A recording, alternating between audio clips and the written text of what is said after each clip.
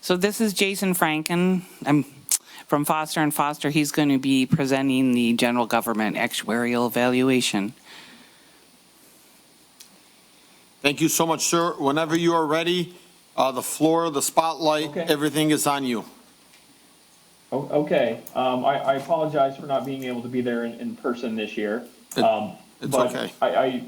I did, if you look at, flip to page 5 of the actuarial evaluation, overall, I would say that it was a very, uneventful year for the most part, for the employees' retirement system. There is, as you can see on page 5, an increase to the contribution of around $200,000 this year. That, overall the experience, was that there were actuarial losses, but they weren't severe actuarial losses. The biggest reason for the increase to the contribution is because of the pay. There was substantial pay increases, and this is, the third year in a row where we've seen pretty high salary increases, which lead to higher liabilities. And so on page 5, you'll notice that there's a $200,000 increase to the contribution requirement, but as a percentage of payroll, it's only about 0.5%. And that, demonstrates that the payroll did go up significantly during the year. And when you have, higher payroll, that leads to higher pensions. So most of the increase this year is attributable to those salary increases. On page 7, just to reiterate, if you look at the total projected annual payroll, last year it was 6.66 million. This year it's 7.14. So again, a substantial increase to the payroll, which is driving the higher contribution requirement this year. If I may, in terms of, if I may, yep, go ahead. If I may ask you a question, I know you're giving us the detail of this, but I also want you to explain the severity of this. I don't want to just give, I don't want to just read through this. I want to hear Okay. your feedback on this as well. Yeah. Okay. Well, I'll keep going and try to make sure that I address all of your questions along the way. So you'll notice in section B here, the assets. We have two asset values. The actuarial value, that's the 5-year smoothed asset value, and then we have the market value. You'll see that our actuarial value is a little bit higher this year than our market value. And that's again based on our 5-year smoothing. There's gains and losses that are recognized over time, but at the end of the day, there's not a significant difference here. So there's I don't think any need for alarm here. We on a smooth basis we earned just over 7%, which is our assumption. So it was a very it's been a very solid few years in terms of the investment returns. Let's flip to page 8.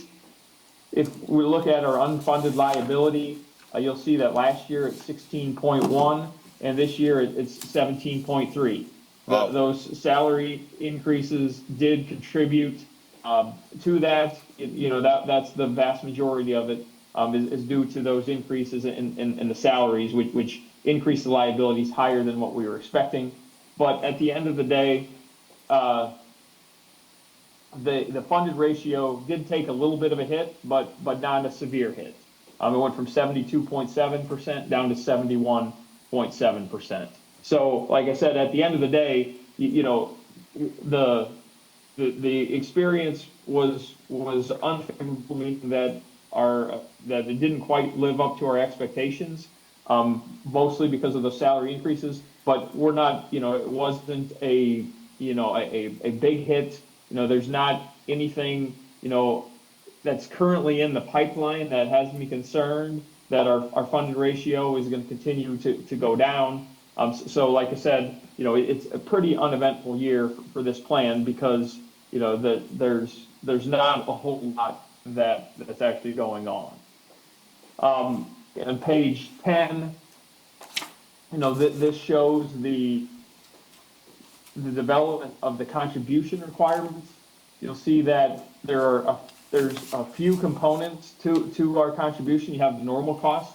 That's the value of the benefits that are being earned by the active employees. and, that increased by about 46,000. The administrative expenses, currently, we are not making any contributions toward those expenses, and that's something that, we'll discuss changing, going forward, to make sure that any expenses that are paid from the plan are replenished. And then you have the big driver of the contribution. That's the amortization of your unfunded liability. About 29% of our liability at this point is not covered by assets, so we have to make payments to pay that down. Currently, we're at a 17-year amortization, excuse me, for those payments. And this year, because of the increased unfunded liability, we have an increased amortization payment. And so that again is approximately 2/3 of the contribution. Wow. is eliminating the unfunded liability. Only 1/3 of it is covering current benefits that are being earned by active employees. And we still have 17 years, you said? On that Yes, unfunded there's amortization? still 17 years. Yep. And just for your reference, we use the level percentage of payroll approach. So that $1.4 million contribution is based on the level percentage of payroll approach.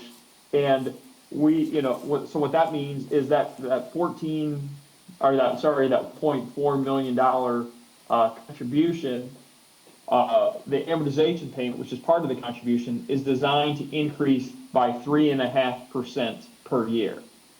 And so for the next 17 years, if there were no additional gains or losses, we would continue to see that payment go up by 3.5% per year. So that's going to continue to increase unless we find ways to tackle that, you're saying? Yeah, and if, for example, if the market was getting 10% per year, you would eliminate your unfunded liability, eliminate a greater portion of your unfunded liability, and those payments wouldn't go up by 3.5% because that's assumed that there's no gains. But yes, all things being equal, your contribution requirement is designed to increase over time based on the approach that's being used. I mean, and how do you, yeah, that's tough. Yeah, like I said, with the level percentage of payroll approach, it's designed to sort of increase as your payroll increases. So it sort of mimics the increase in your payroll, and so it is a gradual increase to that number. So it makes it difficult for the contribution to actually go down unless you have real good experience, in the plan. But like how, what do you do in that situation when inflation is up, the cost of living is up, everything is up? And so, I mean, like, your payroll's gonna go up, over time. And I'm sure it's gonna go up a lot more in the next 17 years, I don't see myself around in 17 years, but if I am, like, that number is gonna be astronomical, especially with the 3% increase of each year.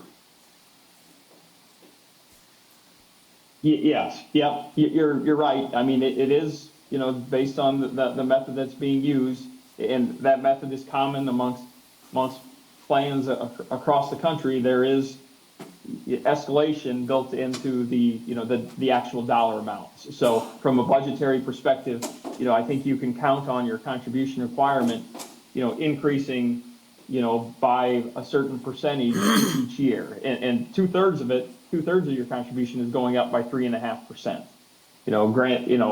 It doesn't always work out that way because you could get positive experience to eat into that number, but that's how the funding policy is currently set up. Thank you. Any questions from any council members? Thank you. You can continue. Okay. On page 11, I want to focus on section I. We just have a few years of experience here, and the I-1 shows you how salaries have increased. In the far right column, we're assuming about 4% increases. but each of the last 3 years, there have been double-digit increases to the to the salaries, and that, as you mentioned, inflation, might have played a role in those larger than expected increases, but those larger increases has created additional liability over the last few years. Can I ask you, does that have to do anything with like, could it be because of overtime? Yes, that very well could be. Let me. Or is it strictly because of, or is it strictly because of like the raises that were offered? I believe that we have the definition of salary. Most times it is a function of both of those. It's this, it depends on your definition of pay. Some plans just say base pay, but most are based on total pay. And so if it's just base pay, overtime, that's pensionable, overtime wouldn't apply. But in the vast majority of it is total pay, and so it's not only those annual increases, but it is expected or overtime that would increase that as well. Thank you. Yes. Make sure your mic is on, buddy. The word salary, is that just a base pay, no matter if they're hourly or salary?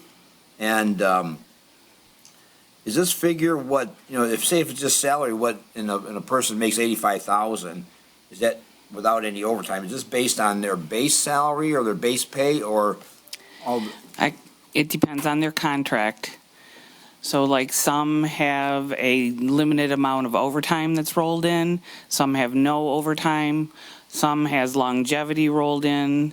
So it all depends on the contract. So you have 6 different contracts that you're working under for the general. No, this isn't police and fire. General.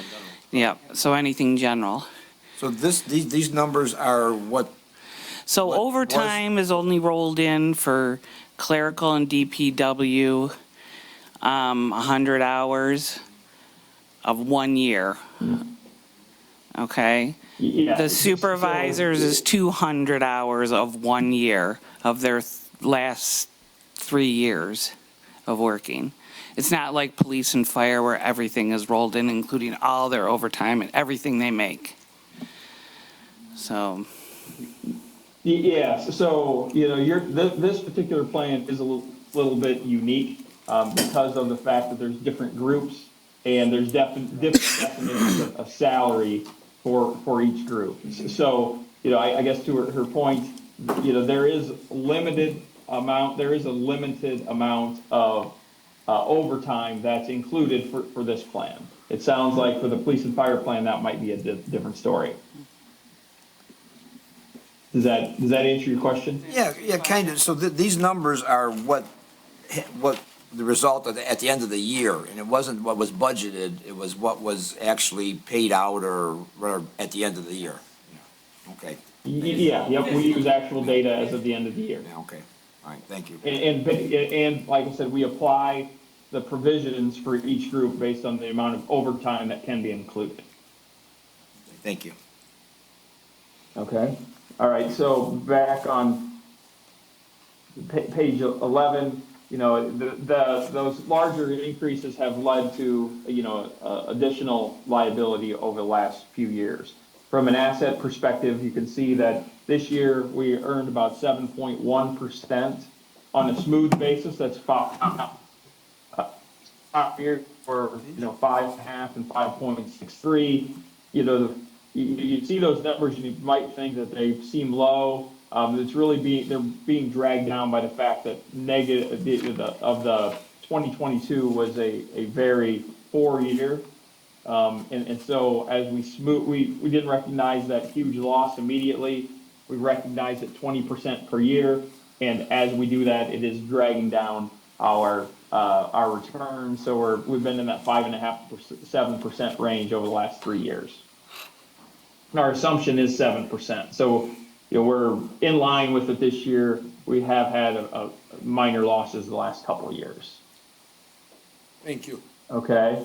Then on page 16, and this is more for your reference, I previously mentioned that the funded ratio was 71.7%. And you look on this page, you'll see it's 70.9%. This is a disclosure requirement by the state. It's the PA Public Act 202 reporting. We are required to disclose the funded ratio at using a uniform set of assumptions. So we use the same assumptions for everybody. There's just some, a couple minor differences in the assumptions that we're using versus what the state requires. So we do have a slightly lower funded ratio. Some plans have pretty significant difference because of the investment return assumption. That's not the case here. We're within 1%, but I did want to point out this page in case you see that and are wondering what the difference between the two ratios is. Okay, if you flip ahead to page 28. Can you explain something to me real quick? Yep, go ahead. I'm looking at page 17, and we're going to the recommended employee contribution. Okay? Okay. Yep. If we go back to 2006, we're seeing 647,000. Right? You Yep. see it on the far right? We look here at 2017. I mean, we're kind of at 647. We see 831. We see 781 in 2008. Then we see a drop in 2012, back down to 594, 587. But then you kind of go up a little bit. And in 2000 and I mean, you see your biggest aside. Okay, so can you tell me what happened here? Was this after the whole breakdown, meltdown that happened across the country after 2008? Yeah. So, initially it was at that $700,000-800,000 range. Then we had the 2000, the Great Recession in 2008 and 2009, and you'll see that the contribution was going up fairly significantly. Then it does go down. I obviously wasn't working the plan, back then, but I think, one thing that happened, I'm pretty certain, is that the amortization period was extended. And it was extended, I believe, to around 30 years. And there could be assumption changes that occurred as well. But, effectively, because we're at a 17-year amortization now, and, so 13 years ago, it would have been at 30 years. And so what I think occurred, and again, I would have to, go back and, through Sandy's old files to make sure of it. But I think the amortization period, whatever it was at, 2010, was extended from, let's say, 15 years, 16 years to 30 years at that point. And so effectively that you refinance that the unfunded liability, and there was unfunded liability at that point, but there was some that was going to be coming down the road because of the smoothing and the market losses that were occurring. And so rather than seeing a huge increase, the amortization period was extended, so you refinanced it from a 30-year mortgage to a 15-year mortgage to a 30-year mortgage. And so when you do that, your payment was, came down considerably.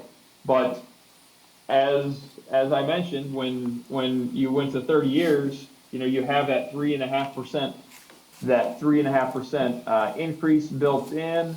And plus you were, had some losses that you were starting to recognize from, the Great Recession. And that contributed to some of the increases over time. There was another pretty big jump a couple years ago.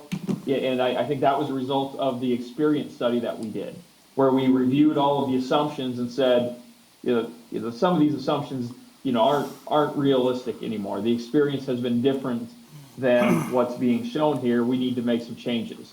And when we made those changes and implemented the new assumptions, there was a fairly, significant increase to the contribution requirement. So assumptions are obviously a very important part of this and a big driver of what happens to the contribution each year. So, like I said, a lot of those big changes, if they can be related to the experience, but it also can be related to methods, the amortization period, and the assumptions that are being used. Thank you so much. Council Chair? You're welcome. Yes, sir. Yeah, on the same subject, from 2006 to 2016, 10 years, it went up less than 50%, and then the next 9 years, it went up over 100%. I mean, I know you're explaining the different things, but, I mean, how can it survive for 10 years, from 06 to 16 with no problems, and then having to jump up 100% in these 9 years? That's such a big increase from those years to these years. Is there a main reason? I mean, is there one reason why it's doing that, or is it a list? Well, like I said, a lot of it is the amortization of your unfunded liability. That you were not paying, you were using a 30-year mortgage, and the payments that were being produced, weren't large enough to cover the interest on the unfunded liability. So you end up with what's called negative amortization, meaning you make a payment, but your unfunded liability is still increasing, even because of the length of your amortization period. And so some of it, a big part of it has to do with that. Is you had a really long amortization period, and the payments you were making weren't sufficient. It was, sort of like, an extreme example is paying the minimum on your credit card balance. You're making the payment, but your balance continues to increase. Over time, that's going to snowball, and before long, you're going to end up with payments that are much larger. And that's sort of what was going on here, is that your amortization period was long. You were deferring payments, and as we've got to a more reasonable amortization period, there's been a fair amount of escalation in that bottom line number that needs to be contributed. Are there steps in place now to keep this from happening in the future? I mean, are we monitoring it closer, or? Yeah, I mean, I talked with the board, the pension board recently, about the amortization period and where that needs to be. And, effectively what I've told them is, you don't want a 25 or 30-year amortization period. That just leads to trouble. And so I think the ideal, the sweet spot is probably somewhere in the 10 to 15-year period. Having, you don't want it to be too short either, because if you have a 5-year amortization, it can lead to pretty extreme volatility. So getting somewhere in that 10 to 15-year period where you're making progress on your unfunded liability and paying it down, is ultimately, I think, where you need to be. And as I mentioned, you're at 17 years now. I keep on, getting shorter, at least for the next couple of years, and then have a bigger conversation on what we think, the amortization period needs to look like once we get it with, somewhere in that sweet spot. All right, thank you. You're welcome. Okay, then the last page I want to talk about is page 28. This is the calculation of smooth asset value, and the table in the middle of the page, I think, it says a lot. This shows the gain or loss relative to our 7% assumption each year. So you see this year, 6/30/24, there was a $2.8 million gain, meaning that the plan earned 14.7%, so it earned nearly $3 million more than what we were expecting. So that $2.8 million, we recognized 20% of it immediately, and the remaining $2.3 million is deferred until future years. And you can see we recognize $570,000 of that gain each year for the next 4 years. Same thing last year. There was a $900,000 gain where, we recognized 40% of it. We still have $521,000 left to recognize. Meanwhile, 2022, that was the big year. We earned $9.7 million less than what we were expecting. That the fund didn't lose 9.7.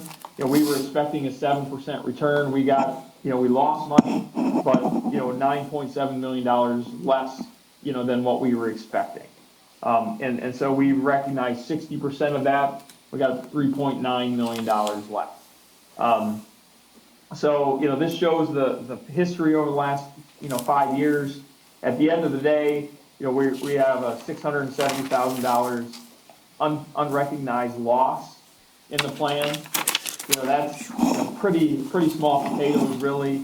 Sometimes that number can be a pretty big loss. And when it's a big loss that concerns me on what the contribution looks like going forward. In your case, it's relatively small, and I don't, at least where we sit today, the unrecognized loss doesn't concern me, but obviously it changes from year to year depending on what happens with the market. But like I said, at the end of the day, there's nothing here. There's no unrecognized loss that has me concerned about what's going to happen going forward. Thank you. That's important to hear, and, especially when you're saying that you don't have any concerns. That actually brings a little bit of light to this council. A little bit. So I appreciate you, and this time I'm going to open up the comments from council members, and I will start with opening it up to you guys. Council Chair, we just got this, Yeah, no, there was minutes much- ago, and there's a lot to go over on this. I've been trying to digest it. Did we? Oh, okay, it was in there? I'm sorry, I guess we had it last week in our backup. Yeah, she also emailed it to us. Okay, I didn't see that in the email, I'm sorry. But, I didn't, I think like 3 weeks ago. okay.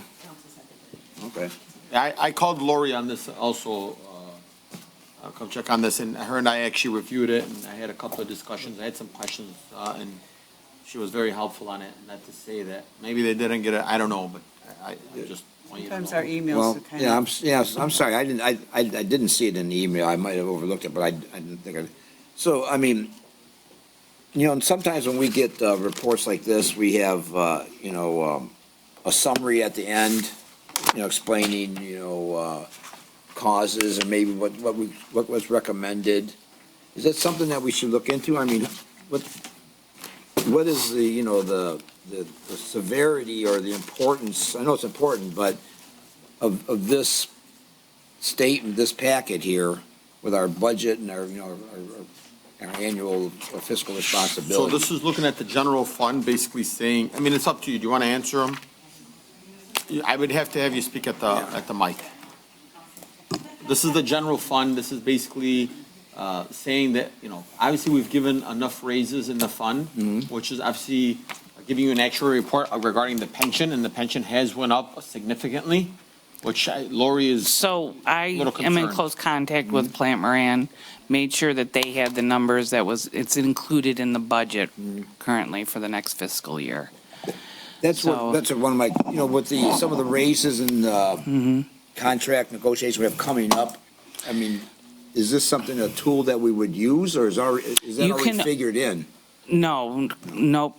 This is only current data. They can't, it's not, it's goes by what they're currently making, and they kind of project out. They have formulas and everything like that. They assume a 3.5% increase every year.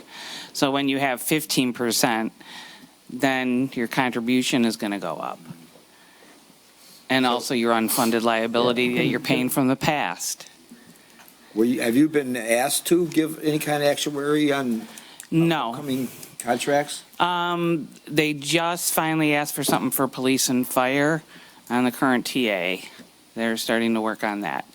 We haven't had anything How long in, is that gonna take? it's not something that can be done overnight. So depends on what they need and if we need more information from the city.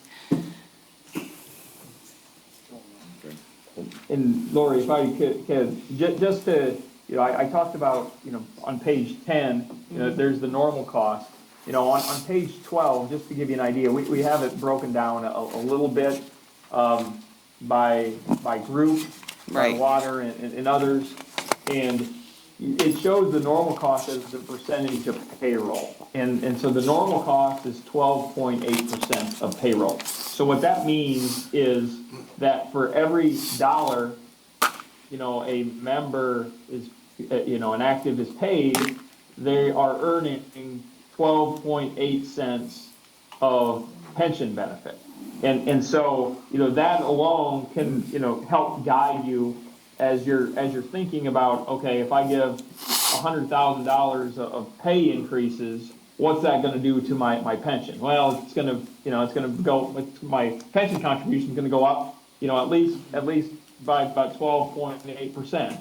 And that's assuming that this is, doesn't affect past service. But that can be, a guide to help you understand what the impact on your pension plan is. Once you factor in the amortization payment, the total is 33.8% of pay. But like I said, 2/3 of that is attributable to past service, and so I generally don't think about the amortization piece when I'm thinking about what's the cost if I'm going to hire someone new. All right, thank you, thanks. Is that it Yep. for now? Council Chair? Yep. And we can expect, with our police and fire, as their raise kicks in and the more money they make, but as wages go up, the fund should become more healthy, correct? Assuming healthcare costs go down and so forth? Well, the health, so, I mean, I guess I can't, wages increasing, I don't necessarily think you can't draw any conclusions about what that's gonna do to the health of your plan.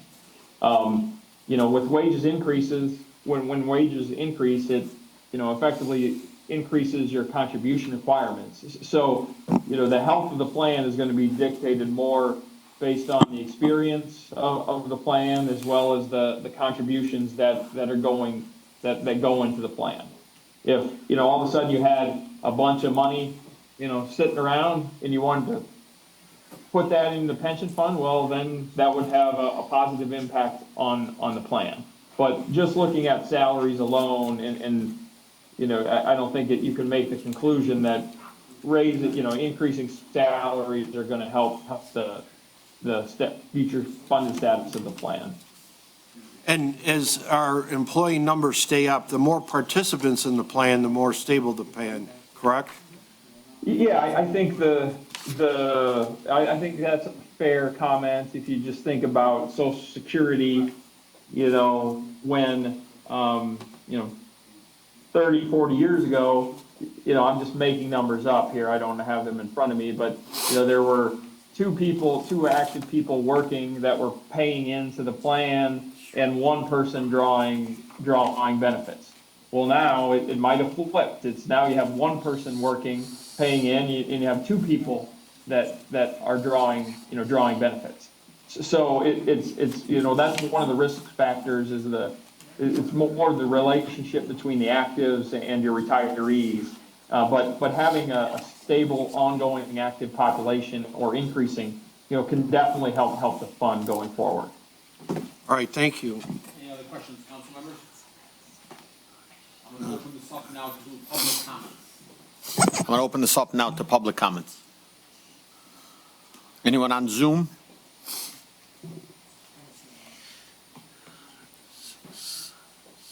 Okay. Anyone in the audience? Seeing none, we're going to move on to our next actuary report review. Thank you. Thank you, sir. I appreciate you coming out here And I thank you for taking the time to being here with us. I know Thank you, you're Jason. usually with us, but this year you couldn't make it. Hopefully we'll see you next year, sir. Thank you. And can you actually do me a favor, if you don't mind? Can you actually email, or unless it's on here? You could just send an email to the council members in case some of them have any questions, they can email you. I can send it to you. Or Lori can I just share your can, I can contact take care of that. information. Yep. Thank you so much, sir. Thanks, Jason. Thank you.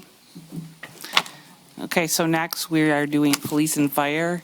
So we have Francois Patrice from GRS. Thank you. Thanks, Laurie.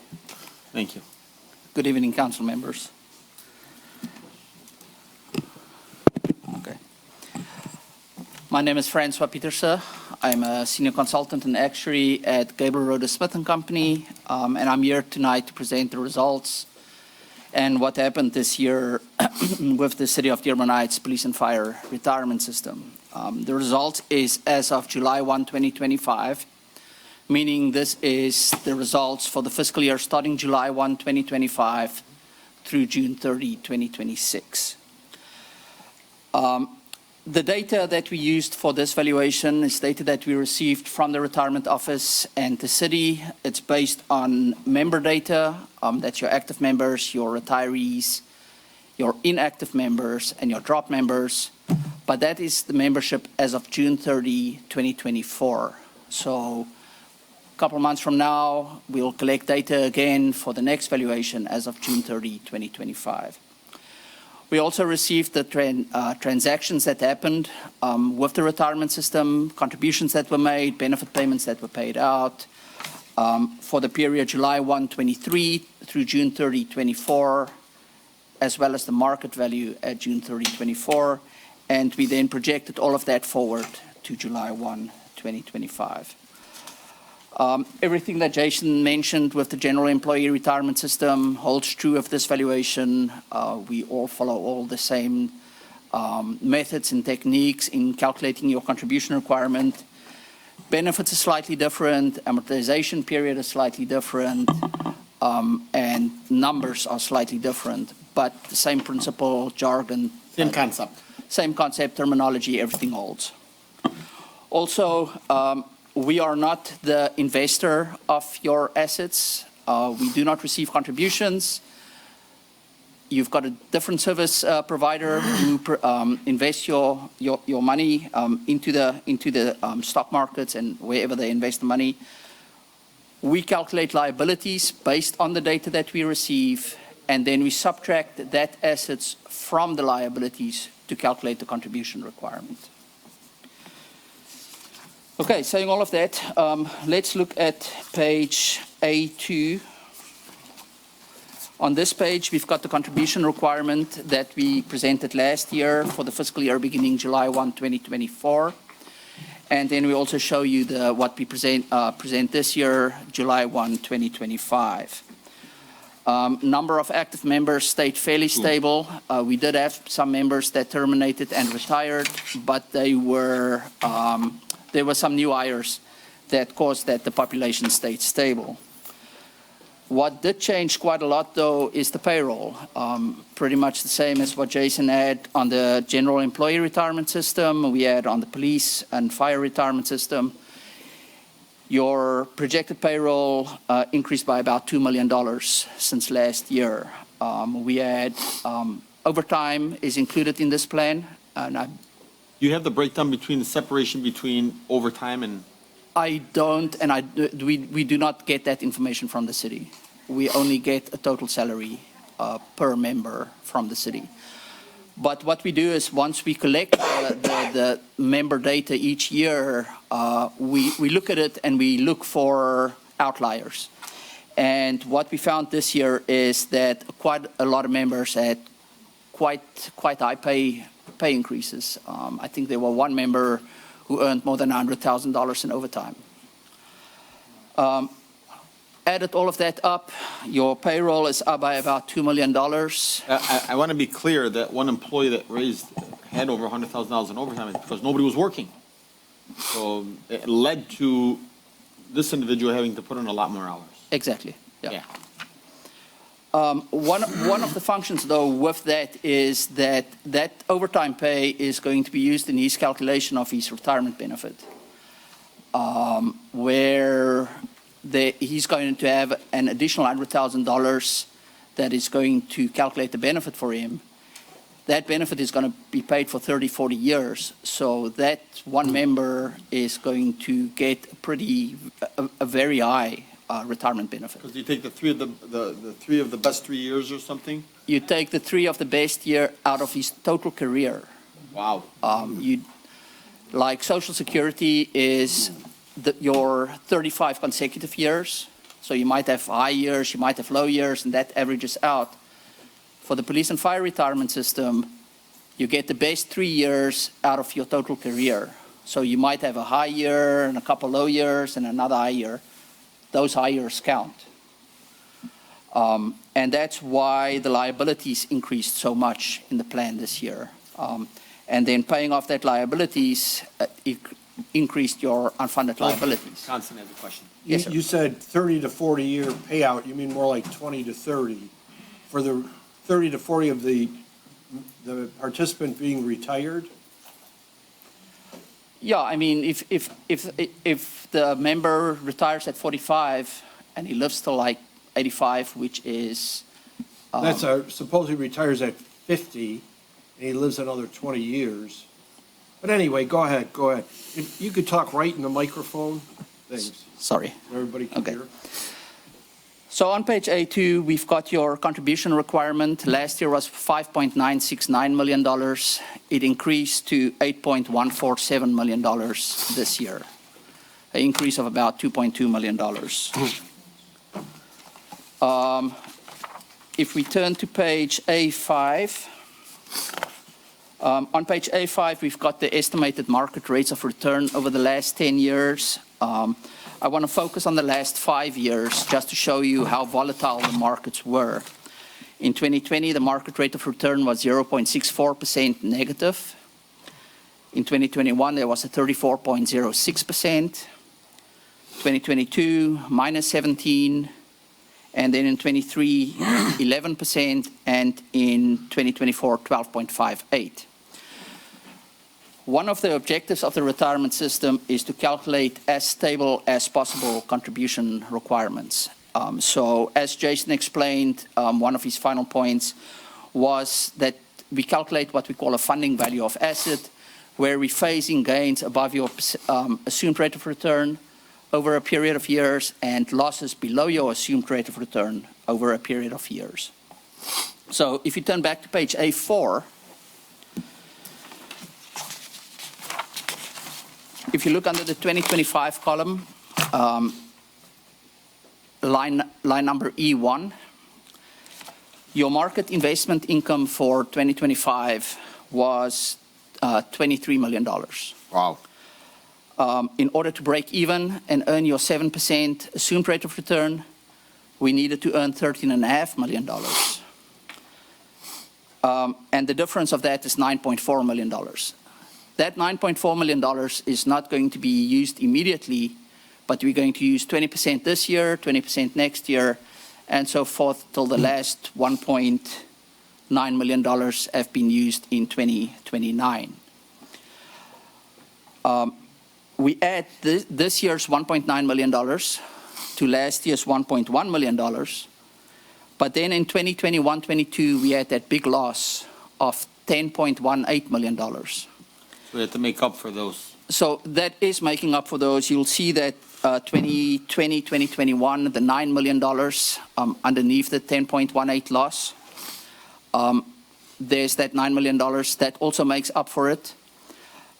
If you add the 5 numbers together, you get negative $837,000. That is the loss that we phased in, that we recognized this year.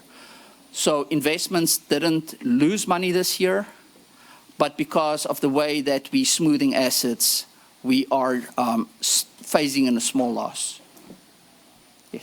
Yes, sir. Okay. Any questions? Loss of less than $1 million, so loss of about $850,000.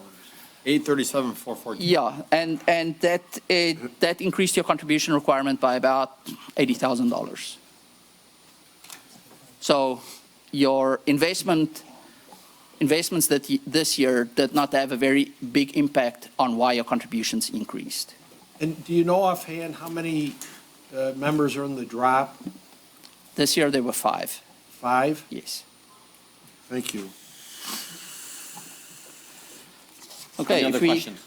If we turn to page A6, on this page we've got what we call our derivation of our actuarial gains or loss. If you look at line number 10, the total loss for the plan this year was $11.8 million. Of that 11.8, 837,000 loss was due to your investments, leaving a loss of about $11 million due to your liabilities. And pretty much 100% of that loss were due to pay increases being higher than what we expect. Now, as Jason mentioned earlier, we do make provision for the fact that pays are increasing each year. When we do our projections of each person's career, we do assume pays are going to increase, but we do not assume pays are going to increase by 20%. And that's what we saw this year. On average, the group's pay increased by 20%. Okay. If we turn to page A12, comment 1, we saw that the contribution increased from $5.969 million to $8.147 million. You said 812? A12, yeah. The top 2 items, the higher employer normal cost and the pay increases, that's what pretty much drove that increase of $2.2 million. Phasing off your prior year's unfavorable investment performance had a very slight increase. And then we also performed what we call an experience study, where we looked whether the decrement rates that we use as our assumptions is still in line with the actual experience of the plan, and that changed very slightly as well. If you turn to page B5, on this page, we've got a 3-year summary of your active population. 2023, we had 106 active members, payroll of about $9.7 million, and an average pay of $91,264. Then when we look at 2024, we had 105 members, payroll $11.5 million, and average about $110,000. So that's an increase of about 20%. When we turn the page to page B6, on this page we've got the number of inactive members. This year we've got 10 inactive members. These are members that put in some service with the city. They terminated, they went somewhere else, but they've got enough service to eventually come back and get a benefit from the city once they are old enough. On page B7, we've got the number of people in the drop. There's 5 people this year. That's 5 people that total that are in the drop in the police department, or that's 5 people that retired? No, these are 5 people that's currently in the drop where they work. They still actively work for the city, but they're not accruing benefits anymore. So they're in the drop, and money is being paid into their drop accounts and not to them specifically. Thank you. And then on page B8, we've got your retirees and beneficiaries. At June 30, 2024, there were 259 members receiving an annual monthly benefit from this system. Out of that 259 members, I would assume a fairly decent percentage of that are members that were in the drop previously. But we do not carry that number. And that's all I had prepared to say, but I can take your questions if you have any. I also had just some questions that I believe Lori and I had some conversation on this. And, you know, what's alarming here is, you know, you saying that we take the best 3 years of your entire career. So like, somebody in the end of their career, the last 3 years might come out and, or in the beginning of their year, work all this overtime, which is great. You know, then could potentially just, you know, buy their 5 years, put their money in a drop, and you're gonna use those 3 best years while you're collecting 5% on your pension. Yeah, I think your system, the police and fire retirement system is very unusual in that definition. Normally, the definition that we see is best 3 out of 10, out of the last 10, or best 3 out of the last consecutive 4, or something like that. We do not normally see the best 3 out of forever. And I believe that change was made in the contract negotiations, maybe in 2010, 2012. Before that, it had a much more reasonable definition of your final average compensation. But that is what was negotiated, and that is what they've got now, is the best 3 out of their whole career. And with that is normally what we see is people at the end of their career do work overtime, and they do earn higher pays so as to get higher final average compensation. But we do not see that from members who just joined or have been working for 1 or 2 years. In your plan, we are seeing that. The people that are getting these very high overtime are members with not a lot of service. And that is going to carry on with them, that high pay is going to carry on with them for the rest of their career. Also, speaking with Laurie, the understanding is that 2025 is not going to be any payroll are not going to be any lower, because I believe you still have quite a lot of overtime. And then I believe for 2026, the fire department is looking at hiring members in the next year. So the 2026 payroll might be lower, but not the police payroll.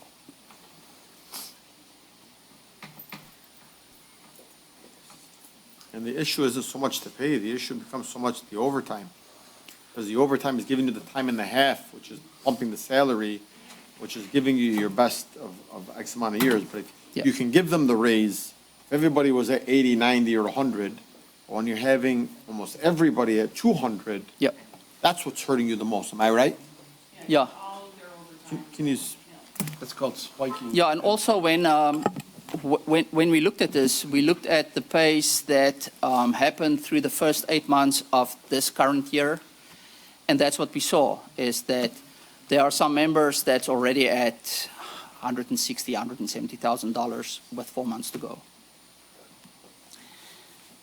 So the difference with police and fire is all of their overtime is rolled into their pension. So when they calculate it, it's not just limited to 100 hours or, 50 hours of 1 year. It's their whole year. So if they have, 15,000 hours of overtime, that would be included. That could be negotiated away. That's all negotiated in the contract. Everything that they make is rolled into their benefit calculation currently. Okay, thank you. So every payout, everything.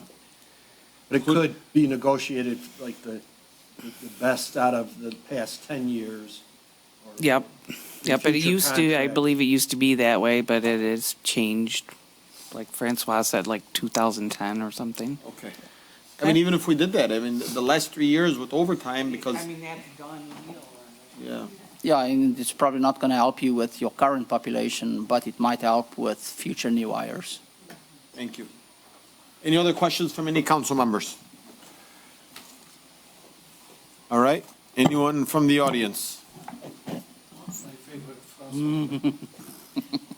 the way, Francois, I want to thank you so much for coming here and for this presentation. We appreciate you. have to ask. How you doing, sir? I'll ask. Please state your name, the city you reside in, and the street that you live on. Zuhair Abdulhad, Rosemary. Those numbers are very disturbing to me as a resident. This has been negotiated and nothing against the police or fire. I would like to give them the word if we can. But we cannot continue letting a police officer make $2,000 overtime in 2 weeks. In 2 weeks, one police officer made $1,998 in 2 weeks overtime. This going, especially his high-ranking officer. Those people who make $4,000 and $5,000 every 2 weeks, when you give him $2,000 on top of that, the time of retirement, this is going to be big liability on the taxpayers. Plus the 5% in 2011, I stood here against it. And I'm still against it today, not because I don't want to give the police and the fire more money, but we cannot, when they invest their money on their own, be responsible for bad investment they made. They have to take the risk and the benefit. When they made 37% 2 years ago, they didn't give back to the city a penny. But when they lose, he said they lost $1 million this year, roughly. Roughly. Now, can you explain, are we going to replace that $1 million total, or are we going to give them the difference between what they earned? Let's say, hypothetically, 3%. Are we going to replace the 2% on what they lost or on the whole investment? If it is on the whole investment, you guys looking at least $4 to $5 million you have to give the police and fire. If it is only on the $1 million, probably around $50,000. You need to clarify these things because you're responsible for those numbers, and I urge you to change the charter and to have a say in the negotiations. At the end of the day, when the mayor screwed up on some things when he hired people illegally, he had to give away so many things so they can drop the lawsuits against him. So please have that gentleman right there speed up the process to review the charter so it's not dragged until he leaves to wherever he wants to go. This is our money. If 1 year they lose, let's say 10%, and we're responsible for 5%, that means $4 to $5 million. Can the police and fire accept when the city is in bad shape 1 year and they lose money and we lose revenue, that they put more burden on the taxpayers to pay that 5%? I think they should be fair to us like we are fair to them. We love them. We give them everything possible. We approve everything for them, but they have to go 2 ways street, not 1 way. So please pay attention to those numbers. Read the contract, because this contract, it's not fair to the residents. We have to make sure that we can afford to pay this money. Not just numbers comes in and Mr. Francois, tells us, I know he's a great guy in what he does, but it is your duty, and please pay attention to that. Thank you. This is on the actuary report. Anyone else in the audience? Anyone on Zoom?